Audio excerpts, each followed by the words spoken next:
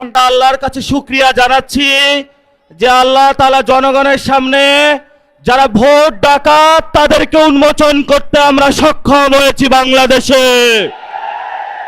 ওরা শুধু ভোট চুরি করে নাই, ডাকাতি করেছে।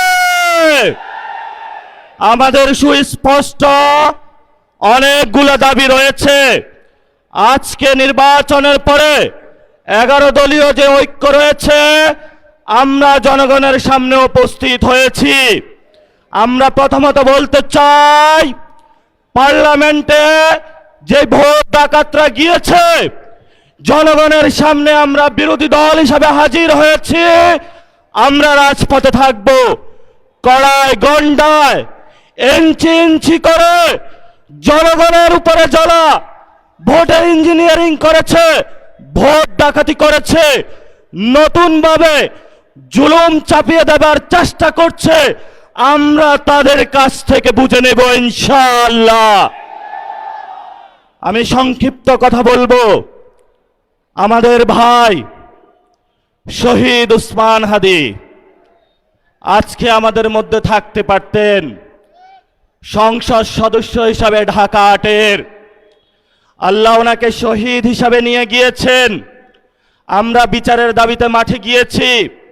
আজকেই যেহেতু বিরোধী দলীয় যাত্রা হচ্ছে এই বায়তুল মোকাররম থেকে, আমি সরকারের কাছে আহ্বান জানাবো, দেশের কাছে আহ্বান জানাবো, প্রশাসনের কাছে আহ্বান জানাবো, আপনারা দ্রুত গতিতে শহীদ উসমান হাদি ভাইয়ের হত্যাকাণ্ডের বিচার যাতে হয় সেই উদ্যোগ নিন। আমাদেরকে এতদিন বলা হয়েছে বিচার এবং নির্বাচন মুখোমুখি দাঁড় করাবেন না। আমরা মরিয়া প্রমাণ করিলাম যে আমরা নির্বাচন বিরোধী নই। এখন সময় এসেছে শহীদ উসমান হাদি ভাইয়ের হত্যাকাণ্ডের বিচার করতে হবে।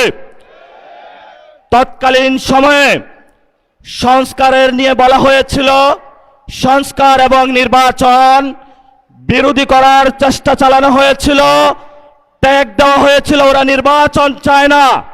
আমরা তোমাদের চোখে আঙ্গুল দিয়ে দেখিয়েছি আমরাই বাংলাদেশে গণতন্ত্র চাই, তোমরা চাও ভোট ডাকাতি করতে। এখন সময় এসেছে, কোনো 9-6 চলবে না। সংস্কারে জনগণে যে হ্যাঁ ভোটে ম্যান্ডেট দিয়েছে, দ্রুত বাস্তবায়ন করতে হবে। সাথে সাথে বাংলাদেশে সন্ত্রাস, চাঁদাবাজি, দখলদারিত্ব বন্ধ করার উদ্যোগ নিতে হবে। এবং নির্বাচনের আগে আমরা এই বায়তুল মোকাররমে দাঁড়িয়ে একটি প্রটেস্ট করেছিলাম। ভোট ডাকাতির জন্য আমাদের জামাত ইসলামের এক ভাইকে খুন করা হয়েছিল। আমরা বলেছিলাম আমরা আবার আসব, দ্বিগুণ হয়ে আসব। এসেছে দ্বিগুণ হয়ে। আমাদের ভাইয়ের হত্যার বিচার বুঝে নিতে হবে। রাজপথ সংগ্রাম জারি রাখতে হবে। যেই বোনদের উপরে আক্রমণ করা হয়েছে, পেটে লাথি মারা হয়েছে, বোরকা ধরে টান দেওয়া হয়েছে, গুলিবিদ্ধ করা হয়েছে, পা ভাঙা হয়েছে, প্রত্যেকটির হিসাব কড়ায় গন্ডায় আমরা ইঞ্জিনিয়ার তারেক রহমান থেকে বাংলাদেশে বুঝে নেব ইনশাআল্লাহ। আমরা একমাত্র ভয় পাই কার কাছে? আল্লাহ ছাড়া আমরা কারো কাছে ভয় পাই না। হে মালিক, তুমি আমাদের রক্ষাকারী, তুমি আমাদের রিজিক দাতা। যারা এই বাংলাদেশে জনগণ 17 বছর অপেক্ষা করেছিল, আমাদের অধিকার ছিনিয়ে নিয়েছে, ভোট ডাকাতির মাধ্যমে ভাইদেরকে হত্যা করেছে। আয়েশের মালিক তোমার মালিকের বিচারে আমরা বিচার রেখে গেলাম।